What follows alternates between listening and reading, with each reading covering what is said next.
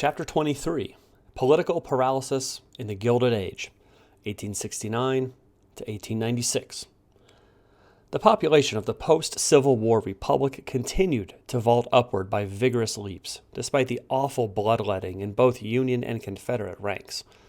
Census takers reported over 39 million people in 1870, a gain of 26.6% over the preceding decade, as the immigrant tide surged again. The United States was now the third largest nation in the Western world, ranking behind Russia and France. But the civic health of the United States did not keep pace with its physical growth. The Civil War and its aftermath spawned waste, extravagance, speculation, and graft. Disillusionment ran deep among idealistic Americans in the post-war era. They had spilled their blood for the Union, emancipation, and Abraham Lincoln, who had promised a new birth of freedom.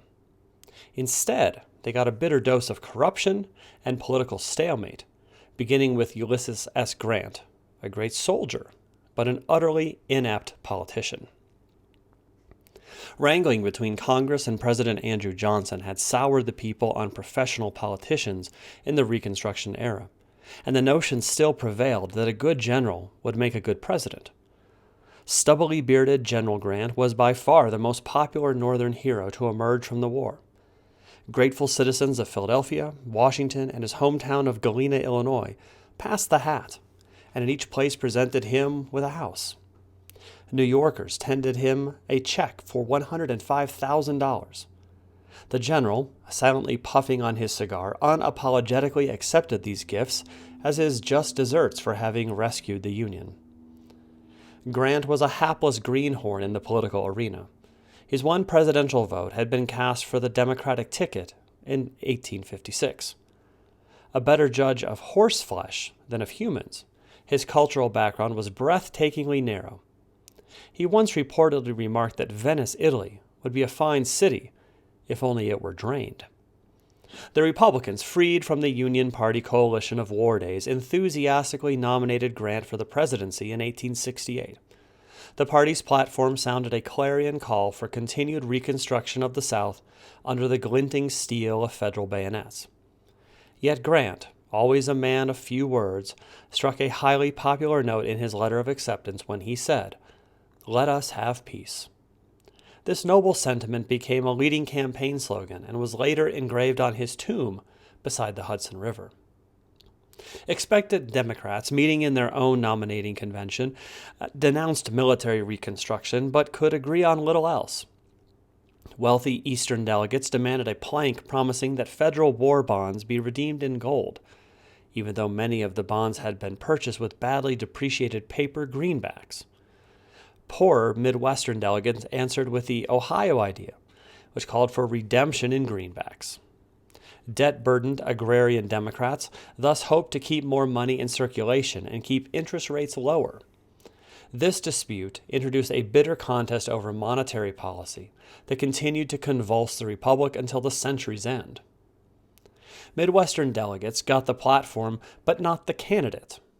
The nominee, former New York Governor Horatio Seymour, scuttled the Democrats' faint hope for success by repudiating the Ohio idea. Republicans whipped up enthusiasm for Grant by energetically waving the bloody shirt, that is, reviving gory memories of the Civil War, which became for the first time a prominent feature of a presidential campaign.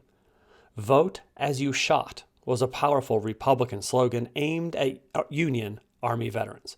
Grant won with 214 electoral votes to 80 for Seymour, but the former general scored a majority of only 300,000 in the popular vote. Most white voters apparently supported Seymour, and the ballots of 3 still unreconstructed southern states were not counted at all. An estimated 500,000 former slaves gave Grant his margin of victory. To remain in power, the Republican Party somehow had to continue to control the South and to keep the ballot in the hands of the grateful freedmen. Republicans could not take future victories for granted. A few skunks can pollute a large area. Although the great majority of business people and government officials continued to conduct their affairs with decency and honor, the whole post-war atmosphere stunk of corruption. The man in the moon, it was said, had to hold his nose when passing over America. Freewheeling railroad promoters sometimes left gullible bond buyers with only 2 streaks of rust and a right-of-way. Unethical stock market manipulators were a cinder in the public eye. Too many judges and legislators put their power up for hire. Cynics defined an honest politician as one who, when bought, would stay bought. Notorious in the financial world were 2 millionaire partners, Jubilee Jim Fisk and Jay Gould. The corpulent and unscrupulous Fisk provided the brass, while the undersized and cunning Gould provided the brains. The crafty pair concocted a plot in 1869 to corner the gold market. Their slippery game would work only if the federal treasury refrained from selling gold. The conspirators worked on President Grant directly, and also through his brother-in-law, who received $25,000 for his complicity. For weeks, Fisk and Gould madly bid the price of gold skyward, so they could later profit from its heightened value. But on Black Friday, September 24, 1869, the bubble broke when the Treasury, contrary to Grant's supposed assurances, was compelled to release gold. The price of gold plunged, and scores of honest business people were driven to the wall. A congressional probe concluded that Grant had done nothing crooked, though he had acted stupidly and indiscreetly. The infamous Tweed Wing in New York City vividly displayed the ethics, or lack of ethics, typical of the age. Burly Boss Tweed, 240 pounds of rascality, employed bribery, graft, and fraudulent elections to milk the metropolis of as much as $200 million. Honest citizens were cowed into silence. Protesters found their tax assessments raised. Tweed's luck finally ran out. The New York Times secured damning evidence in 1871 and courageously published it, though offered $5 million not to do so. Gifted cartoonist Thomas Nast pilloried Tweed mercilessly after spurning a heavy bribe to desist. The portly thief reportedly complained that his illiterate followers could not help seeing them damn pictures. New York attorney Samuel J. Tilden headed the prosecution, gaining fame that later paved the path to his presidential nomination. Unbailed and unwept, Tweed died behind bars. More serious than Boss Tweed's peccadilloes were the misdeeds of the federal government. President Grant's cabinet was a rodent's nest of grafters and incompetents. Favor seekers haunted the White House, plying Grant himself with cigars, wines, and horses. His election was a godsend to his in-laws and the Dent family, several dozen of whom attracted themselves to the public payroll. The easygoing Grant was first tarred by the Credit Mobilier scandal, which erupted in 1872. Union Pacific Railroad insiders had formed the Credit Mobilier Construction Company and then cleverly hired themselves at inflated prices to build the railroad line, earning dividends as high as 348%. Fearing that Congress might blow the whistle, the company furtively distributed shares of its valuable stock to key congressmen. A newspaper expose and congressional investigation of the scandal led to the formal censure of 2 congressmen and the revelation that the Vice President of the United States had accepted payments from Credit Mobilier. The breath of scandal in Washington also reeked of alcohol. In 1874 to 1875, the sprawling whiskey ring robbed the Treasury of millions in excise tax revenues. "Let no guilty man escape," declared President Grant. But when his own private secretary turned up among the culprits, he volunteered a written statement to the jury that helped exonerate the thief. Further rottenness in the Grant administration came to light in 1876, forcing Secretary of War William Belknap to resign after pocketing bribes from suppliers to the Indian reservations. Grant, ever loyal to his crooked cronies, accepted Belknap's resignation with great regard. By 1872, a powerful wave of disgust with Grantism was beginning to build up throughout the nation, even before some of the worst scandals had been exposed. Reform-minded citizens banded together to form the Liberal Republican Party. Voicing the slogan, "Turn the rascals out," they urged purification of the Washington administration as well as an end to military reconstruction. The liberal Republicans muffed their chances when their Cincinnati nominating convention astounded the country by nominating the brilliant but erratic Horus Greeley for the presidency. Although Greeley was the fearless editor of the New York Tribune, he was dogmatic, emotional, petulant, and notoriously unsound in his political judgments. More astonishing still was the action of the office-hungry Democrats, who foolishly proceeded to endorse Greeley's candidacy. In swallowing Greeley, the Democrats ate crow in large gulps, for the eccentric editor had long blasted them as traitors, slave shippers, saloon keepers, horse thieves, and idiots. Yet Greeley pleased the Democrats, North and South, when he pleaded for clasping hands across the bloody chasm. The Republicans dutifully renominated Grant. The voters were thus presented with a choice between two candidates who had made their careers in fields other than politics, and who were both eminently unqualified by temperament and lifelong training for high political office. In the mud-spattered campaign that followed, regular Republicans denounced Greeley as an atheist, a communist, a free lover, a vegetarian, and a co-signer of Jefferson Davis's bail bond. Democrats derided Grant as an ignoramus, a drunkard, and a swindler. But the regular Republicans, chanting "Grant us another term," pulled the president through. The count in the electoral column was 286 to 66. In the popular column, 3,596,745 to 2,843,446. Liberal Republican agitation frightened the regular Republicans into cleaning their own house before they were thrown out on it. The Republican Congress in 1872 passed a General Amnesty Act, removing political disabilities from all but some 500 former Confederate leaders. Congress also moved to reduce high Civil War tariffs and to fumigate the Grant administration with mild civil service reform. Like many American third parties, the liberal Republicans left some enduring footprints, even in defeat.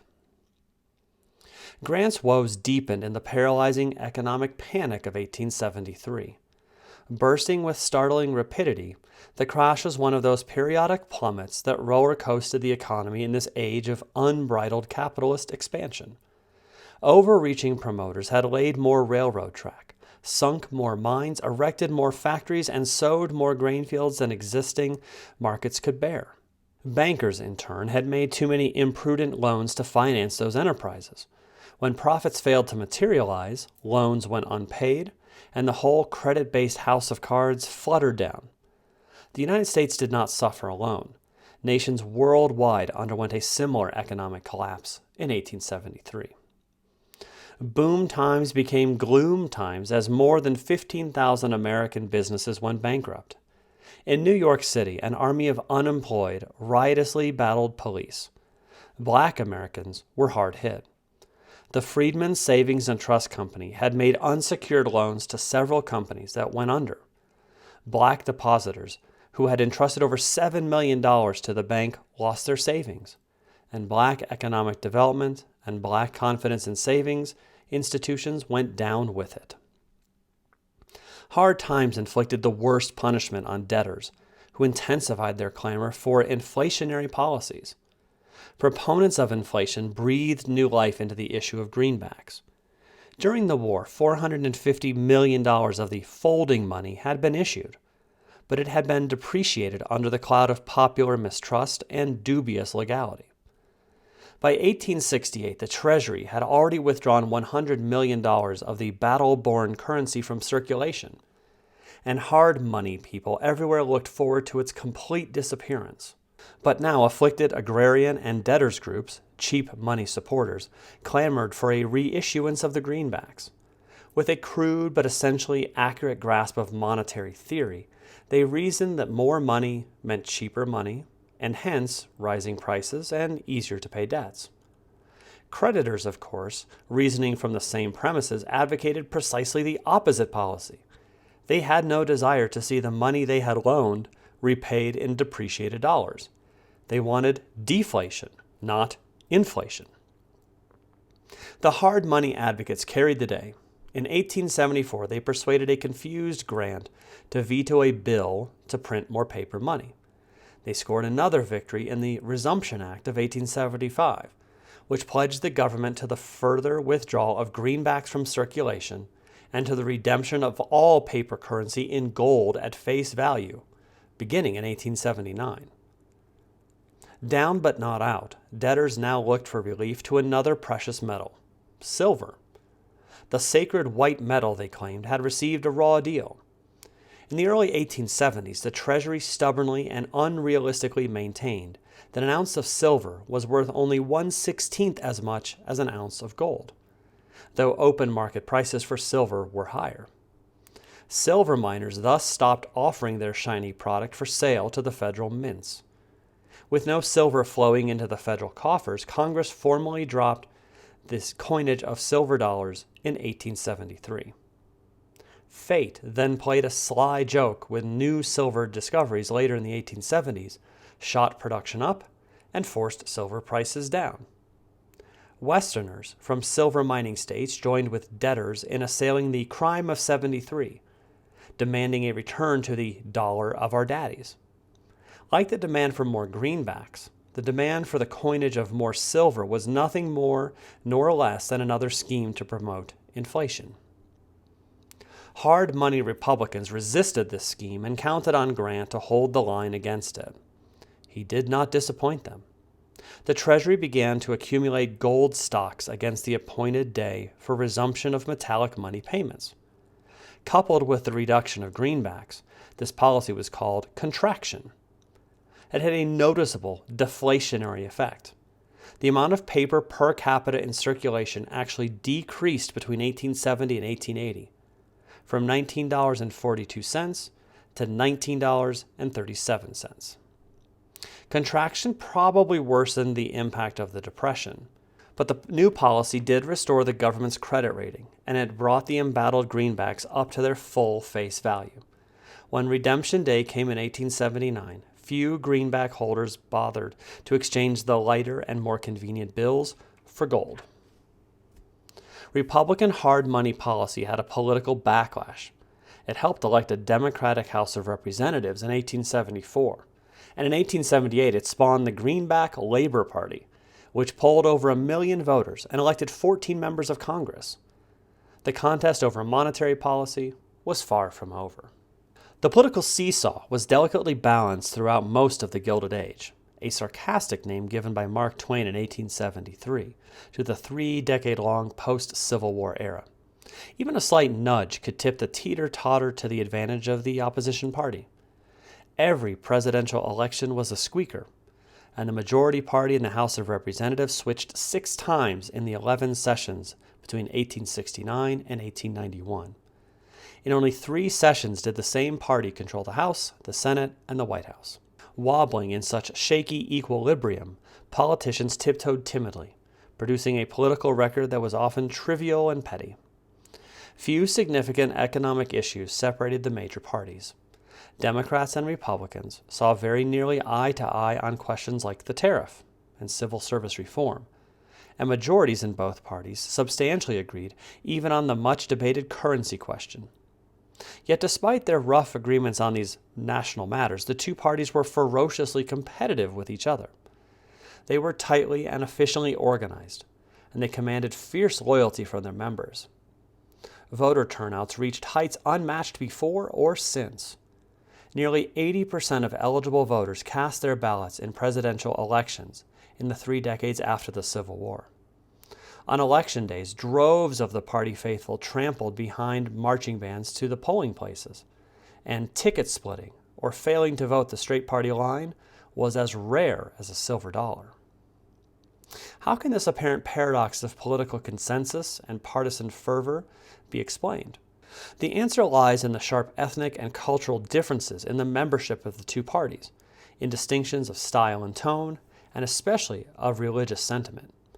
Republican voters tended to adhere to those creeds that traced their lineage to Puritanism. They stressed strict codes of personal morality and believed that government should play a role in regulating both the economic and the moral affairs of society. Democrats, among whom eminent Lutherans and Roman Catholics figured heavily, were more likely to adhere to faiths that took a less stern view of human weakness. Their religion professed toleration of differences in an imperfect world, and they spurned government efforts to impose a single moral standard on the entire society. These differences in temperament and religious values often produced raucous political contests at the local level, where issues like prohibition and education loomed large. Democrats had a solid electoral base in the South and in the northern industrial cities, teeming with immigrants and controlled by well-oiled political machines. Republican strength lay largely in the Midwest and the rural and small-town Northeast. Grateful freedmen in the South continued to vote Republican in significant numbers. Another important block of Republican ballots came from the members of the Grand Army of the Republic, a politically potent fraternal organization of several 100,000 Union veterans of the Civil War. The lifeblood of both parties was patronage, dispersing jobs by the bucketful in return for votes, kickbacks, and party service. Boisterous infighting over patronage beset the Republican Party in the 1870s and 1880s. A stalwart faction, led by the handsome and imperious Roscoe, Lord Roscoe Conkling, U.S. Senator from New York, unblushingly embraced the time-honored system of swapping civil service jobs for votes. Opposed to the Conklingites were the so-called half-breeds, who flirted coyly with civil service reform, but whose real quarrel with the stalwarts was over who should grasp the ladle that dished out the spoils. The champion of the half-breeds was James G. Blaine of Maine, a radiantly personable congressman with an elastic conscience. But despite the color of their personalities, Conkling and Blaine succeeded only in stalemating each other and deadlocking their party. Hangers-on around Grant, like fleas urging their ailing dog to live, begged the old man to try for a third term in 1876. The general, blind to his own ineptitudes, showed a disquieting willingness. But the House, by a lopsided bipartisan vote of 233 to 18, derailed the third-term bandwagon.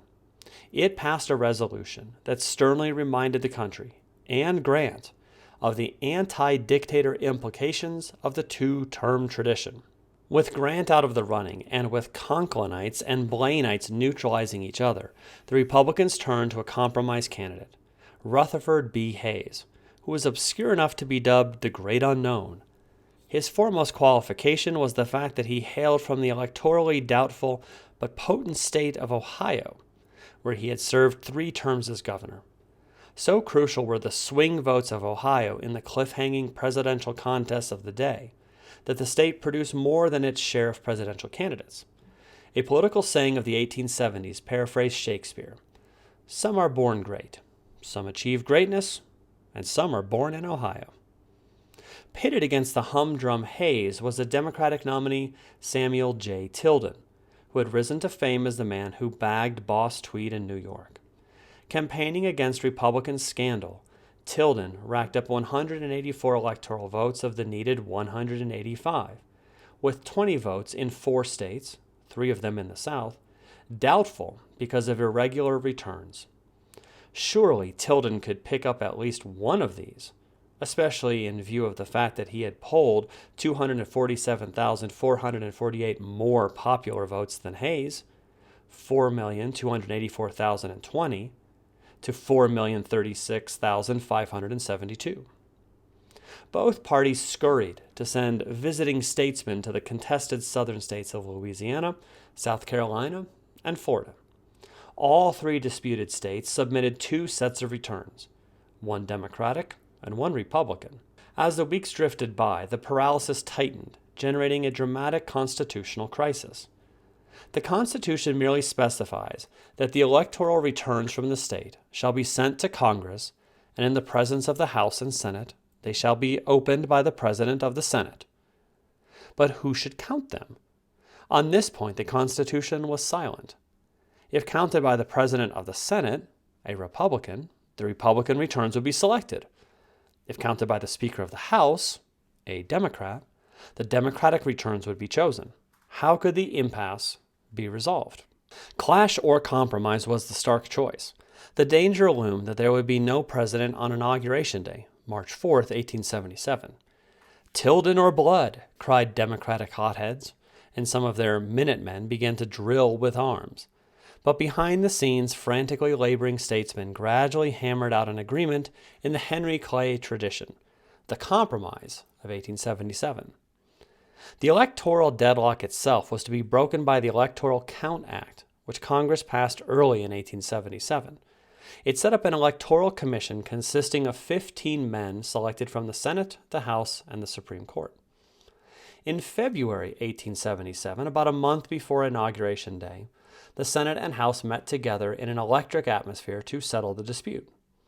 The roll of the states was told off alphabetically.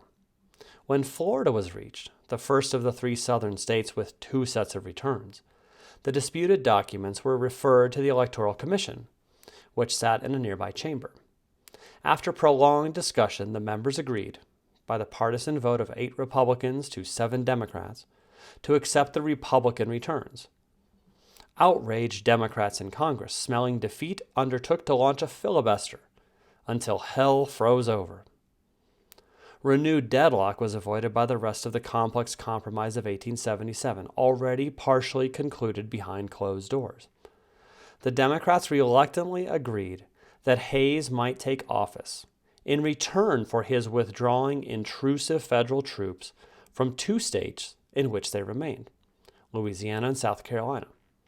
Among various concessions, the Republicans assured the Democrats a place at the presidential patronage trough and support for a bill subsidizing the Texas and Pacific Railroad's construction of a southern transcontinental line. Not all of these promises were kept in later years, including the Texas and Pacific subsidy. But the deal held together long enough to break the dangerous electoral standoff. The Democrats permitted Hayes to receive the remainder of the disputed returns, all by the partisan vote of 8-7. So close was the margin of safety that the explosive issue was settled only 3 days before the new president was officially sworn into office. The nation breathed a collective sigh of relief. The compromise bought peace at a price. Partisan violence was averted by sacrificing the civil rights of Southern blacks. With the Hayes-Tilden deal, the Republican Party quietly abandoned its commitment to racial equality. That commitment had been weakening in any case. Many Republicans had begun to question the worthiness of Reconstruction and were less willing to send dollars and enlisted sons to bolster Southern state governments. The Civil Rights Act of 1875 was in a sense the last feeble gasp of the congressional radical Republicans. The act supposedly guaranteed equal accommodations in public places and prohibited racial discrimination in jury selection. But the law was born toothless and stayed that way for nearly a century. The Supreme Court pronounced much of the act unconstitutional in the civil rights cases. The court declared that the 14th Amendment prohibited only government violations of civil rights, not the denial of civil rights by individuals. When President Hayes withdrew the blue-clad federal troops that were propping up Reconstruction governments, the bayonet-backed Republican regimes collapsed. The Democratic South speedily solidified and swiftly suppressed the now friendless blacks. Reconstruction, for better or worse, was officially ended. Shamelessly relying on fraud and intimidation, white Democrats, or Redeemers, reassumed political power in the South and exercised it ruthlessly. Blacks who tried to assert their rights faced unemployment, eviction, and physical harm. Many blacks, as well as poor whites, were forced into sharecropping and tenant farming. Former slaves often found themselves at the mercy of former masters, who were now their landlords and creditors. Through the crop lien system, storekeepers extended credit to small farmers for food and supplies, and in return took a lien on their harvests. Shrewd merchants manipulated the system so that farmers remained perpetually in debt to them. For generations to come, Southern blacks were condemned to eke out a threadbare living under conditions scarcely better than slavery. With white Southerners back in the political saddle, daily discrimination against blacks grew increasingly oppressive. What had started as the informal separation of blacks and whites in the immediate post-war years developed by the 1890s into systematic state-level legal codes of segregation known as Jim Crow laws. Southern states also enacted literacy requirements, voter registration laws, and poll taxes, and tolerated violent intimidation of black voters, to ensure full-scale disfranchisement of the South's freedmen. The Supreme Court validated the South's segregationist social order in the case of Plessy versus Ferguson. It ruled that separate but equal facilities were constitutional under the Equal Protection Clause of the 14th Amendment. But in reality, the quality of African American life was grotesquely unequal to that of whites. Segregated in inferior schools and separated from whites in virtually all public facilities, including railroad cars, theaters, and even restrooms, blacks were assaulted daily by galling reminders of their second-class citizenship. To ensure the stability of this political and economic new order, Southern whites dealt harshly with any black who dared to violate the South's racial code of conduct. A record number of blacks were lynched during the 1890s, most often for the crime of asserting themselves as equal. It would take a second Reconstruction, nearly a century later, to redress the racist imbalance of Southern society. The year 1877 marked more than the end of Reconstruction. As the curtains officially closed on regional warfare, they opened on scenes of class struggle. The explosive atmosphere was largely a byproduct of the long years of depression and deflation following the Panic of 1873. Railroad workers faced particularly hard times when they watched the railroads continue to rake in huge profits. When the presidents of the nation's four largest railroads collectively decided in 1877 to cut employees' wages by 10%, the workers struck back. President Hayes's decision to call in federal troops to quell the unrest brought the striking laborers an outpouring of working-class support. Work stoppages spread like wildfire in cities from Baltimore to St. Louis. When the battling between workers and soldiers ended after several weeks, over 100 people were dead.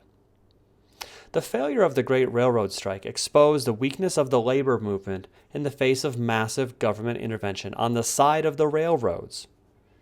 The federal courts, U.S. Army, state militias, and local police all lent their muscle to keeping the engines of big business operating at full throttle. And the workers be damned. Meanwhile, racial and ethnic fissures among workers fractured labor unity. Divisions were particularly acute between the Irish and the Chinese in California. By 1880, the Golden State counted 75,000 Asian newcomers, about 9% of its entire population. Mostly poor, uneducated, single males, they derived predominantly from the Taishan district of Guangdong province in southern China. They had originally come to America to dig in the gold fields and to sledgehammer the tracks of the transcontinental railroads across the West. When the gold supply petered out and the tracks were laid, many, perhaps half of those who arrived before the 1880s, returned home to China with their meager savings. Those who remained in America faced extraordinary hardships. They worked at the most menial jobs, often as cooks, laundrymen, or domestic servants. Without women or families, they were deprived of the children, who in other immigrant communities eased their parents' assimilation through their exposure to the English language and American customs in school. The phrase, "not a Chinaman's chance," emerged in this era to describe the daunting odds against which they struggled. In San Francisco, Irish-born demagogue Dennis Kearney incited his followers to violent abuse of the hapless Chinese. The Kearneyites, many of whom were recently arrived immigrants from Europe, hotly resented the competition of cheap labor from the still more recently arrived Chinese. The beef eater, they claimed, had no chance against the rice eater in a life-and-death struggle for jobs and wages. The present tens of thousands of Chinese coolies were regarded as a menace, the prospective millions as a calamity. Taking to the streets, gangs of Kearneyites terrorized the Chinese by shearing off their precious pigtails. Some victims were murdered outright. Congress slammed the door on Chinese immigrant laborers when it passed the Chinese Exclusion Act of 1882, prohibiting nearly all further immigration from China. The door stayed shut until 1943. Some exclusionists even tried to strip native-born Chinese Americans of their citizenship, but the Supreme Court ruled in U.S. v. Wong Kim Ark in 1898 that the 14th Amendment guaranteed citizenship to all persons born in the United States. This doctrine of birthright citizenship, or jus soli, the right of the soil, as contrasted with jus sanguinis, the right of blood tie, which based citizenship on the parent's nationality, provided important protection to Chinese Americans as well as to other immigrant communities. As the presidential campaign of 1880 approached, Rutherford Hayes was a man without a party. Denounced and repudiated by the Republican Old Guard, the Republican Party sought a new standard-bearer for 1880 and finally settled on a dark horse candidate, James A. Garfield, from the electorally powerful state of Ohio. His vice presidential running mate was a notorious stalwart henchman, Chester A. Arthur of New York.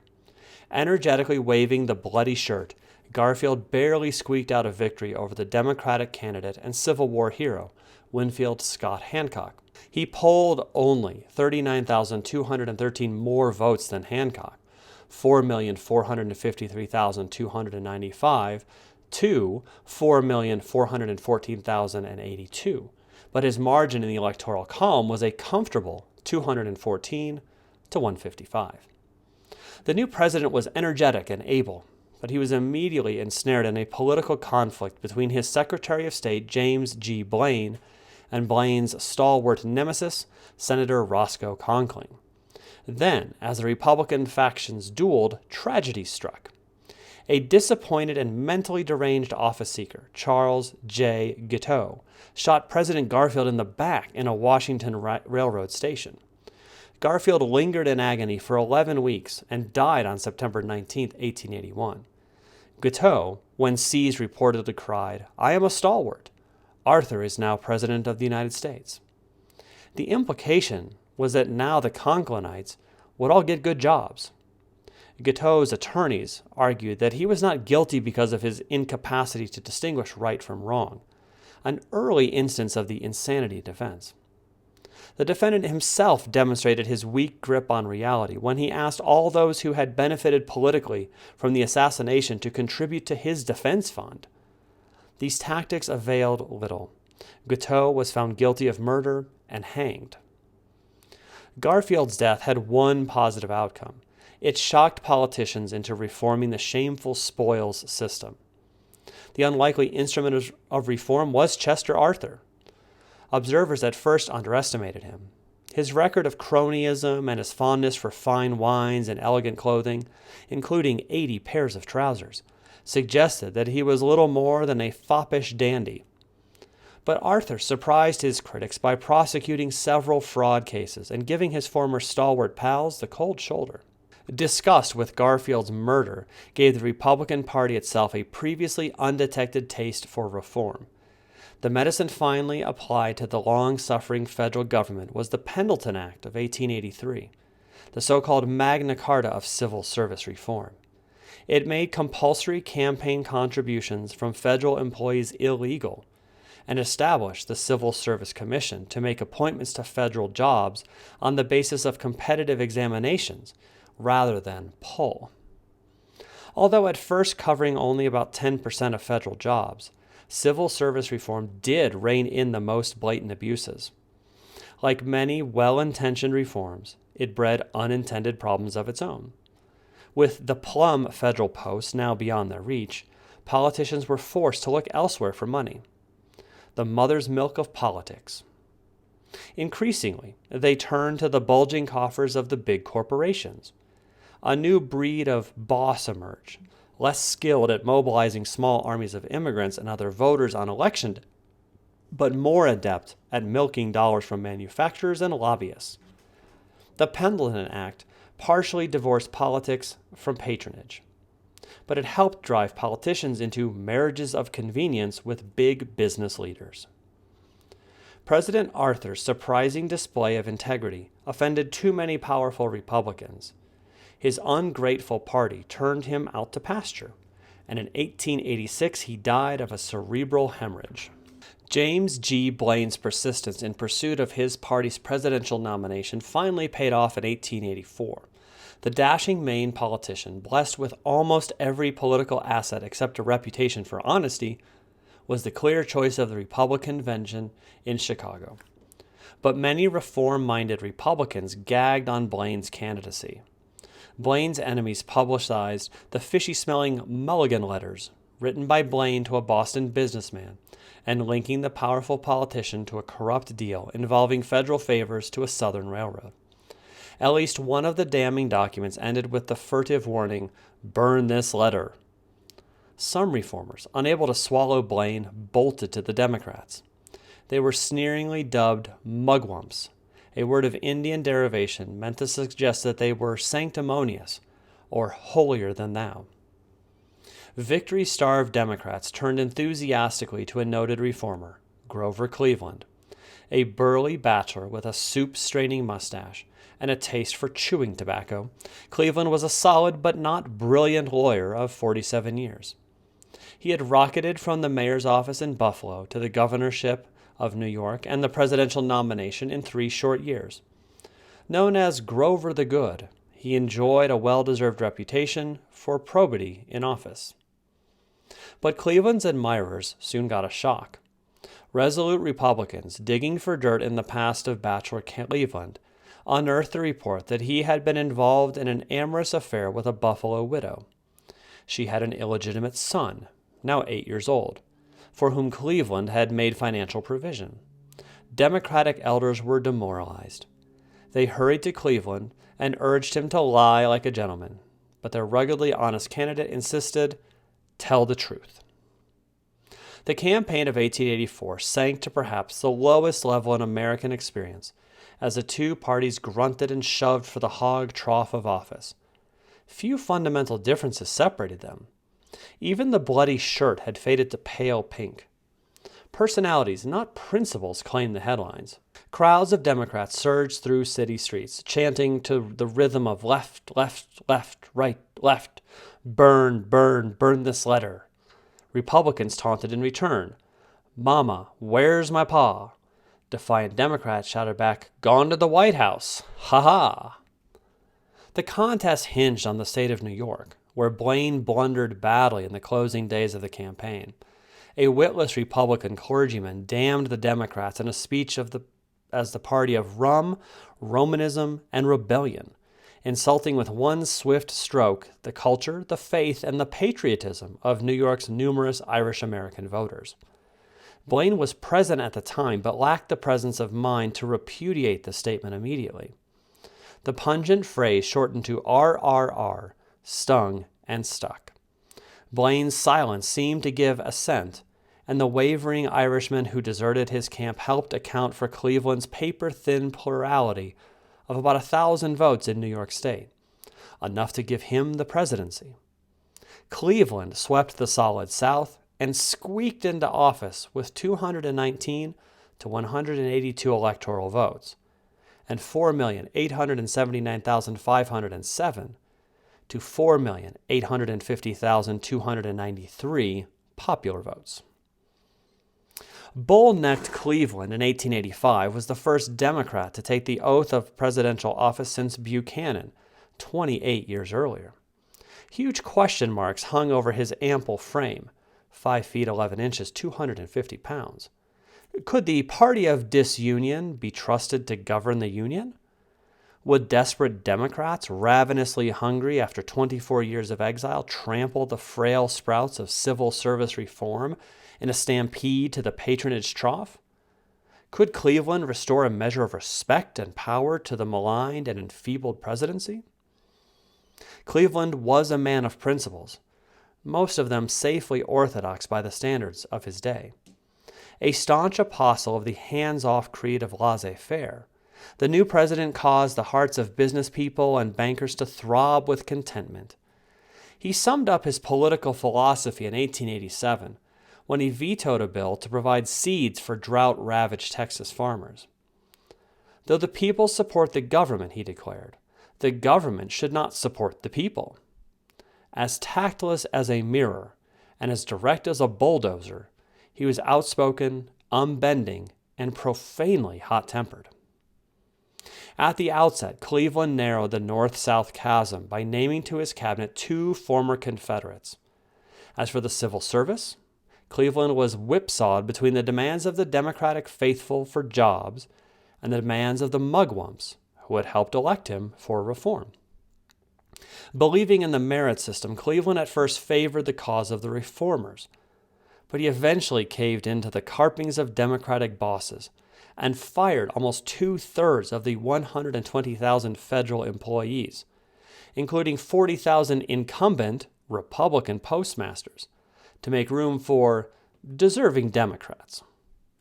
Military pensions gave Cleveland some of his most painful political headaches. The politically powerful Grand Army of the Republic routinely lobbied hundreds of private pension bills through a compliant Congress. Benefits were granted to deserters, to bounty jumpers, to men who never served, and to former soldiers who in later years had incurred disabilities in no way connected with war service. A Democrat and a non-veteran, Cleveland was in an awkward position when it came to fighting the pension grabbers. But the conscience-driven president read each bill carefully, vetoed several hundred of them, and then laboriously penned individual veto messages for Congress. Cleveland also risked his political neck by prodding the hornet's nest of the tariff issue. During the Civil War, tariff schedules had been jacked up to new high levels, partially to raise revenues for the insatiable military machine. American industry, which was preponderantly in Republican hands, had profited from this protection and hated to see the sheltering benefits reduced in peacetime. But the high duties continued to pile up revenue at the custom houses, and by 1881 the Treasury was running an annual surplus amounting to an embarrassing $145 million. Most of the government's income in those pre-income tax days came from the tariff.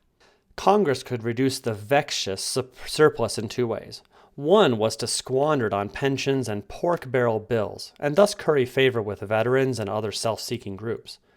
The other was to lower the tariff, something the big industrialist vehemently opposed. Grover Cleveland, the rustic Buffalo attorney, had known little and cared less about the tariff before entering the White House. But as he studied the subject, he was much impressed by the arguments for downward revision of the tariff schedules. Lower barriers would mean lower prices for consumers and less protection for monopolies. Most important, they would mean an end to the Treasury surplus, a standing mockery of Cleveland's professed belief in fiscal orthodoxy and small government frugality. After much hesitation, Cleveland saw his duty and overdid it. With his characteristic bluntness, Cleveland tossed an appeal for lower tariffs like a bombshell into the lap of Congress in late 1887. The response was electric. Cleveland succeeded admirably in smoking the issue out into the open.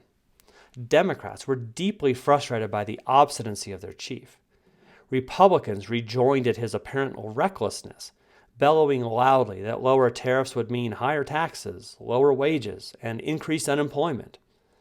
The old warrior Blaine gloated, "There's one more president for us in tariff protection."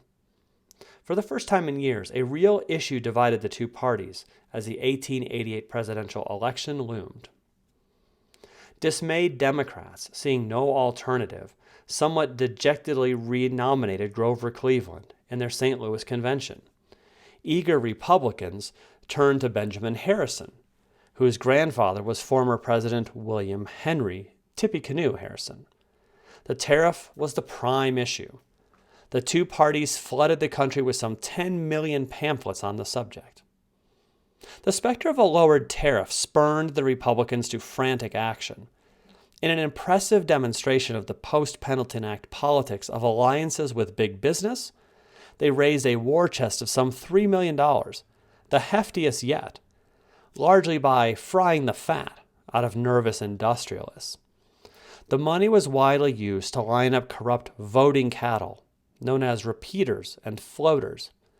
In Indiana, always a crucial swing state, votes were shamelessly purchased for as much as $20 each. On Election Day, Harrison nosed out Cleveland, 233 to 168 electoral votes. A change of about 7,000 ballots in New York would have reversed the outcome. Cleveland actually polled more political votes, 5,537,857 to 5,447,129. but he nevertheless became the first sitting president to be voted out of his chair since Martin Van Buren in 1840. After a 4-year famine, the Republicans under Harrison licked their lips hungrily for the bounty of federal offices. They yearned to lavish upon the party faithful the fat surpluses produced by the high tariffs. But in the House of Representatives, they had only 3 more votes than the necessary quorum of 163 members, and the Democrats were preparing to obstruct all House business by refusing to answer roll calls, demanding roll calls to determine the presence of a quorum, and employing other delaying tactics. Into this tense cockpit stepped the new Republican Speaker of the House, Thomas B. Reed of Maine. A hulking figure who towered 6 feet 3 inches, he was renowned as a master debater. He spoke with a harsh nasal drawl and wielded a verbal harpoon of sarcasm. To one congressman who quoted Henry Clay that he would rather be right than be president, Reed caustically retorted that he would never be either. Opponents cringed at the crack of his quip. Reed soon bent the intimidated House to his imperious will. He counted as present Democrats who had not answered the roll and who, rulebook in hand, furiously denied that they were legally there. By such tactics, Czar Reed utterly dominated the billion-dollar Congress, the first in history to appropriate that sum. Congress showered pensions on Civil War veterans and increased government purchases of silver.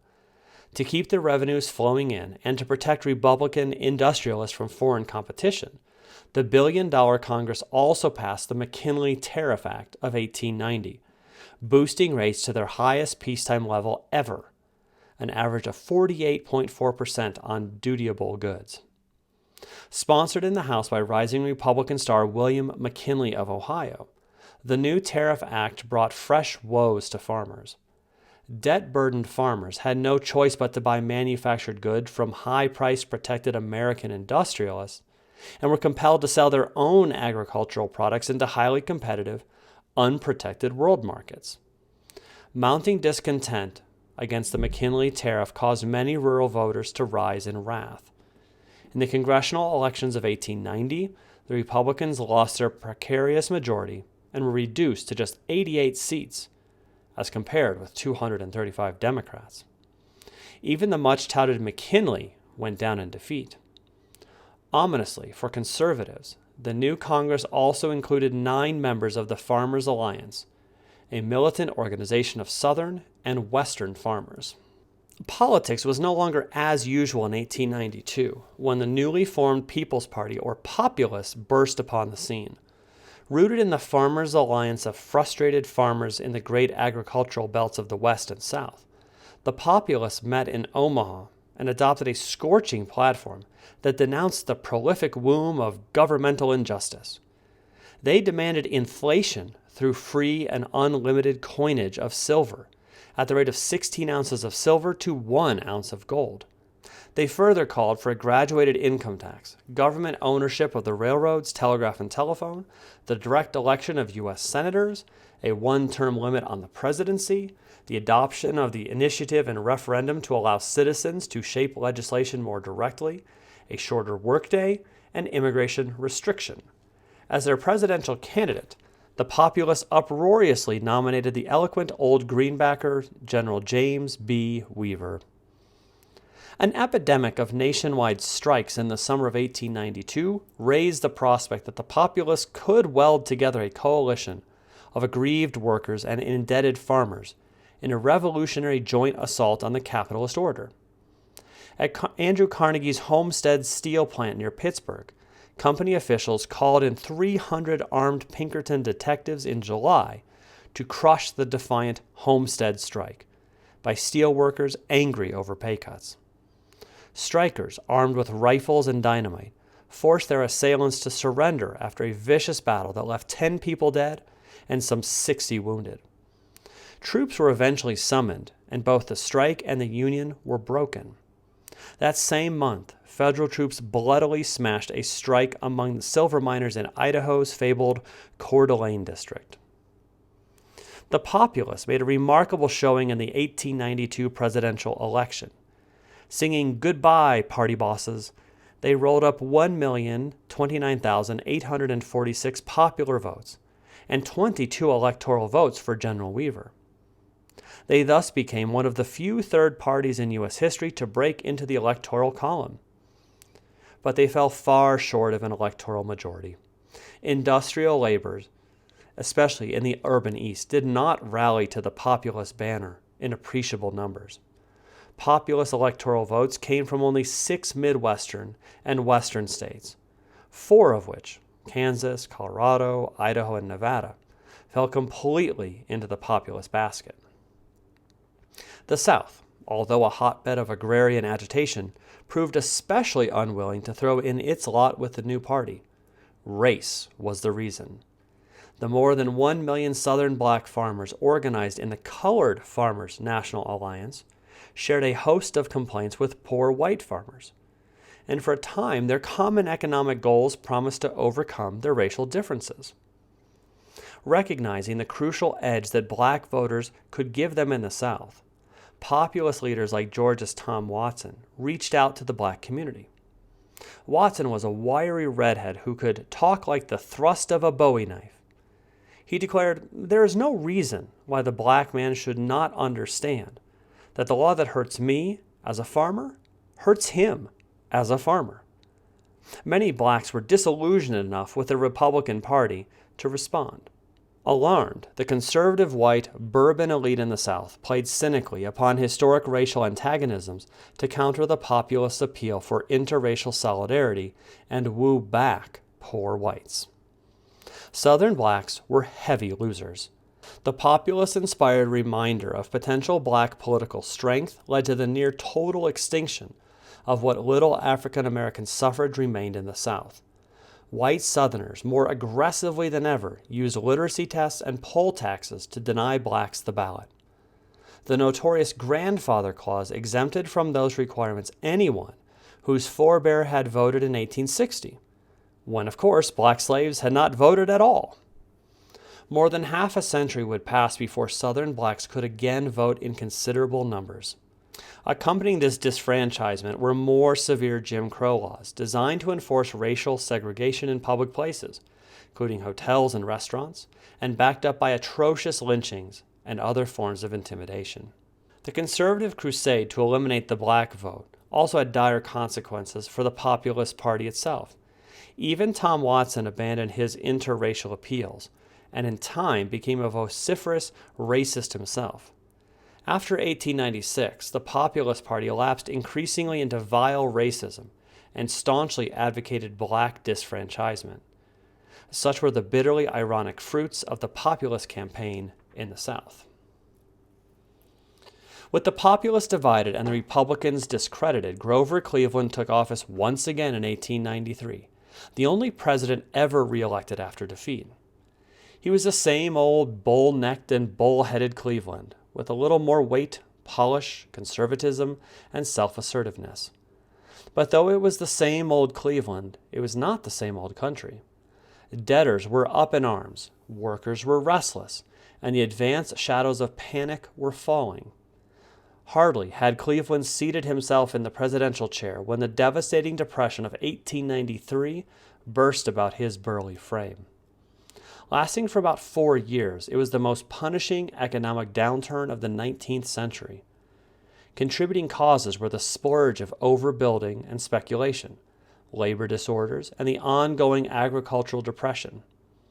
Free silver agitation, the cry to expand the money supply with unlimited coinage of silver, had also damaged American credit abroad, and the usual pinch on American finances had come when European banking houses began to call in loans to the United States. Distress ran deep and far. About 8,000 American businesses collapsed in 6 months. Dozens of railroad lines went into the hands of receivers. Soup kitchens fed the unemployed, while gangs of hobos wandered aimlessly about the country. Local charities did their feeble best, but the federal government, bound by the let nature take its course philosophy of the time, saw no legitimate way to relieve the suffering masses. Cleveland, who had earlier been bothered by a surplus, was now burdened with a deepening deficit. The Treasury was required to issue legal tender notes for the silver bullion that it bought. Owners of the paper currency would then present it for gold, and by law, the notes had to be reissued. New holders would repeat the process, thus draining away precious gold in an endless chain operation. Alarmingly, the gold reserve in the Treasury dropped below $100 million, which was popularly regarded as the safe minimum for supporting about $350 million in outstanding paper money. Cleveland saw no alternative but to halt the bleeding away of gold by engineering a repeal of the Sherman Silver Purchase Act of 1890. For this purpose, he summoned Congress into an extra session in the summer of 1893. Unknown to the country, complications threatened from another quarter. A malignant growth had developed on the roof of Cleveland's mouth, and it had to be removed on a private yacht with extreme secrecy. If the president had died under the surgeon's knife, his place would have been taken by the soft money vice president, Adlai E. Stevenson, an eventuality that would have deepened the crisis. In Congress, the debate over the repeal of the Silver Act was meanwhile running its heated course. A silver-tongued young Democratic congressman from Nebraska, 33-year-old William Jennings Bryan, held the gallery spellbound for 3 hours as he championed the cause of free silver. The Friends of Silver announced that hell would freeze over before Congress would pass the repeal measure. But an angered Cleveland used his job-granting power to break the filibuster in the Senate. He thus alienated the Democratic Silverites like Bryan and disrupted his party at the very outset of his administration. Repeal of the Sherman Silver Purchase Act only partially stopped the hemorrhaging of gold from the Treasury. In February 1894, the gold reserve sank to a dismaying $41 million. The United States was now in grave danger of going off the gold standard, a move that would render the nation's currency volatile and unreliable as a measure of value, and that would also mortally cripple America's international trade. Cleveland floated 2 Treasury bond issues in 1894, totaling over $100 million, but the endless chain operations continued relentlessly. Early in 1895, Cleveland turned in desperation to J.P. Morgan, the banker's banker, and the head of the Wall Street Syndicate. After tense negotiations at the White House, the bankers agreed to lend the government $65 million in gold. They were obviously in business for profit, so they charged commission amounting to about $7 million. But they did make a significant concession when they agreed to obtain 1/2 of the gold abroad and take the necessary steps to dam it up in the leaky treasury. The loan, at least temporarily, helped restore confidence in the nation's finances. The bond deal stirred up a storm. The Wall Street ogre, especially in the eyes of the Silverites and other debtors, symbolized all that was wicked and grasping in American politics. President Cleveland's secretive dealings with the mighty Jupiter Morgan were savagely condemned as a sellout of the national government. But Cleveland was certain that he had done no wrong. Sarcastically denying that he was Morgan's errand boy, Cleveland asserted, "Without shame and without repentance, I confess my share of the guilt." Cleveland suffered further embarrassment with the passage of the Wilson-Gorman Tariff in 1894. The Democrats had pledged to lower tariffs, but by the time their tariff bill made it through Congress, it had been so loaded with special interest protection that it made scarcely a dent in the high McKinley tariff rates. An outraged Cleveland grudgingly allowed the bill, which also contained a 2% tax on incomes over $4,000, to become law without his signature. When the Supreme Court struck down the income tax provision in 1895, the populace and other disaffected groups found proof that the courts were only the tools of the plutocrats. Democratic political fortunes naturally suffered in the face of these several setbacks. The tariff dynamite that had blasted the Republicans out of the House in 1890 now dislodged the Democrats with a strong helping hand from the Depression.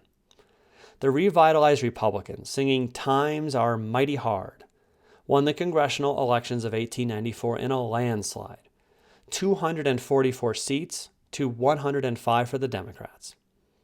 The Republicans began to look forward to the presidential race of 1896 with unconcealed glee.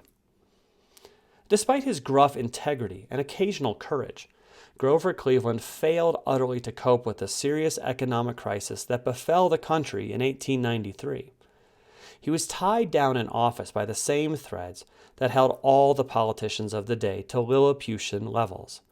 Grant, Hayes, Garfield, Arthur, Harrison, and Cleveland are often referred to as the forgettable presidents. Bewhiskered and bland in person, they left mostly blanks or blots on the nation's political record, as issues like the tariff, the money question, and the rights of labor continued to fester. What little political vitality existed in Gilded Age America was to be found in local settings or in Congress, which overshadowed the White House for most of this period.